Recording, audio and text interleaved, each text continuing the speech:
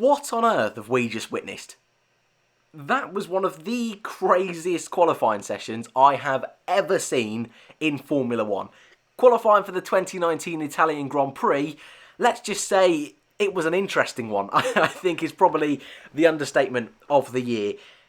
Maybe, I was going to say madness, but that's probably the wrong word to use. Let's put it this way. We're currently in a state of limbo, where we're kind of waiting for news that up to half of the grid could get grid penalties for tomorrow. I think that sort of puts into perspective the kind of crazy session we had today. Don't get me wrong, I absolutely loved it. Okay, some people will say we were robbed of a real good fight, but I absolutely loved it. And you know what, across the Formula 1 season, if we can have just a sprinkle of madness here and there, big thumbs up from me. Spoilers ahead as always. Welcome to your review for the Italian Grand Prix in 2019. Pole position at the Ferrari's home Grand Prix. Charles Leclerc, his first time there with the Tifosi, first time pole position at Monza. Brilliant job from him today. For the most part, was leading. Q1 was leading in the end of the first runs. In Q3 was one of two drivers that actually do proper laps in Q3.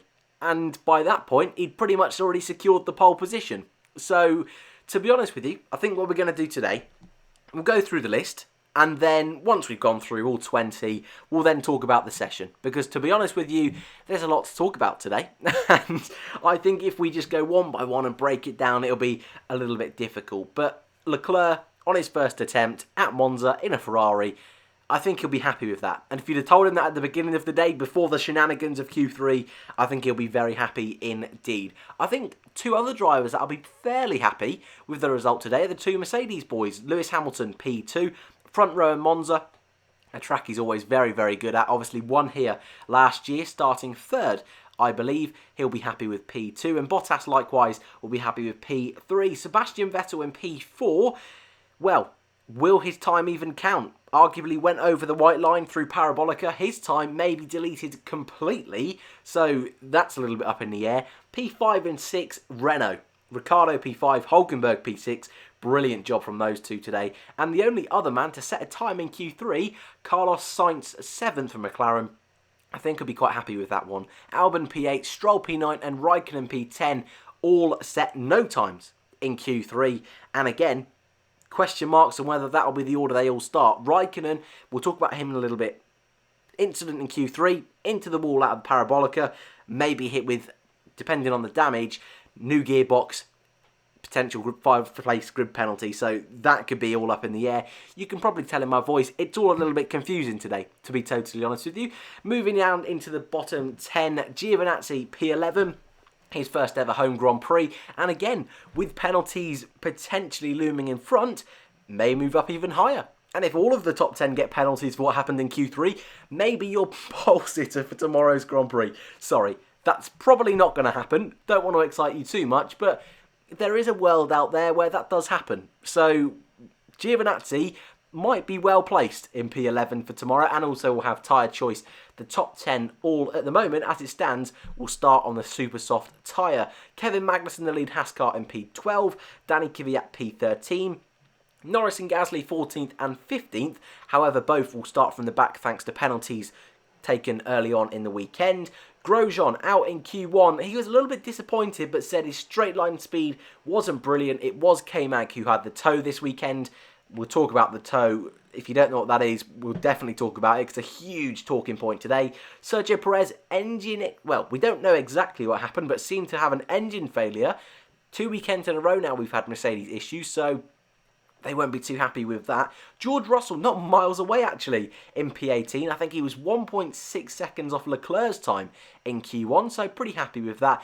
Kubica to P19 and Max Verstappen with engine issues in P20, but was going to start from the back anyway.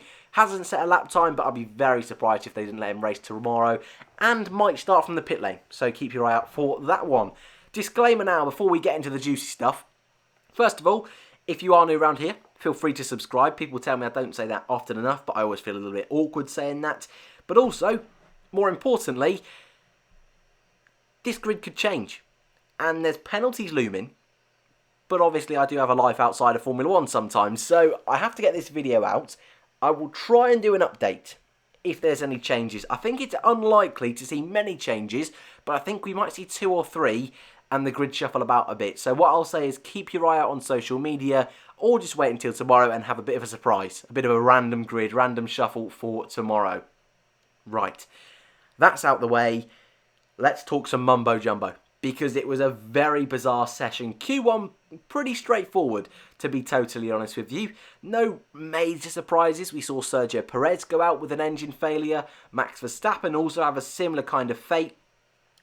Supposedly, though, with Verstappen, wasn't an engine failure as such. Apparently, there was too much wheel spin leaving the garage, and this is an official quote kind of thing from Red Bull. It was almost a fail-safe system that's in place in the Honda engine, so should all be okay for tomorrow. Nothing too serious, but again, that might just be what they're telling us, to be totally honest with you. But at the moment, no issues there. We'll move into Q2, and to be honest with you, just like Q1, no real major dramas. I think what was really apparent is the slipstream, and it's something we spoke about yesterday in the practice report. We also spoke about it in the preview. That slipstream is going to be a big talking point because of the gap it can potentially give the drivers. Up to half a second, some reports are saying, can be just gained by following another car on the straight. So what we saw throughout the entire session, first of all, were teams deciding. It was really interesting to see the politics of Formula 1 today. Teams deciding which driver they're going to get, or going to let have the slipstream and be in front. We saw some teams like Williams try and be as fair as possible and just completely split their drivers up on the circuit. I thought that was quite a strong way of doing it. But as we got further into the session, and teams where, if they played it a little bit more smartly, could get their cars through to Q3. And it was difficult for the guys such as Stroll. That Perez went out in Q1, so Stroll had to try and just find a car to follow, which he did to get into Q3, but already in Q2, that was a big talking point. And of course, Q3, chaos. Did their first runs, Raikkonen, big mistake from him out of Parabolica, into the barriers. Not the first time he's been there this weekend. Red flag. Bottas, does his time count? Well, question marks on whether he got it through in time. They put his time up, didn't put Albon's up, so Bottas's time might be removed. Also, Vettel, the lap he did, I am pretty confident went over the white line, and I'm pretty confident he should get a penalty. And I don't say that very often, but watching the footage, he goes all 4 wheels over. So he could be hit with a penalty. But then, the final run, they all wait till the end. They all were fighting over track position. Only Sainz gets through to do a lap. Now, while quali was on, I was on the live stream with the F1 Word doing the quali watch along, and both of us just head in hands, speechless, lost for words, and I still am. How at this level in motorsport things like that can happen, I don't know. It was all a bit of a laugh, but when push comes to shove, you think about the amount of money and politics in Formula 1, you don't expect to see that.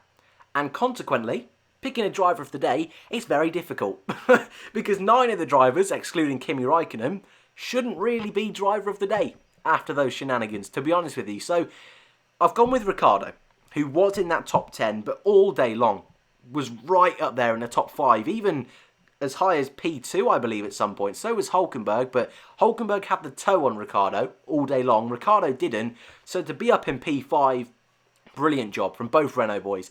I've gone with Sainz P2, also involved in the shenanigans, but put it this way, I didn't expect the McLaren to be up in P9, so I've definitely got to consider him. The top boys, well, I think all of them can be a little bit disappointed with today, but Lance Stroll, first Q3 appearance for Racing Point, has done it every year in Monza, as Lance Stroll, a circuit he seems to really like and really do well at. Really happy for him, actually, because definitely in quali this year it's not been brilliant, and with Perez obviously pulling over, it's the first time Stroll has out-qualified his teammate in 2019. The 2 Red Bulls, one to watch tomorrow, especially Max Verstappen from P20. Lando Norris, let's see what he can do from P14. Sebastian Vettel, what kind of impact can he have from 4th on the grid, fighting with those 2 Mercedes? And Sergio Perez, we saw how good that Racing Point can go in Spa. Perez, an experienced driver, will move forward thanks to grid penalties. Really interested to see what he can do in a race He also has done quite well before in the past, got his career best result of P2 back in 2012. Okay, things could change. Grid penalties inbound for Verstappen, Norris, Gasly, maybe Raikkonen, maybe Perez, maybe Bottas, maybe Vettel. Well, at least Bottas and Vettel times might be cancelled out, and the rest of the top 10 could all get penalties. It's all up in the air. I'm not planning on making another video, but if enough changes happen, I will do. I'll keep you updated, so if you are interested, feel free to subscribe to stay up to date with all the shenanigans of this weekend. Race report tomorrow. It looks like it's going to be a really good one. So I hope you've enjoyed today. Thank you very much for watching, and I hope to see you in the next one.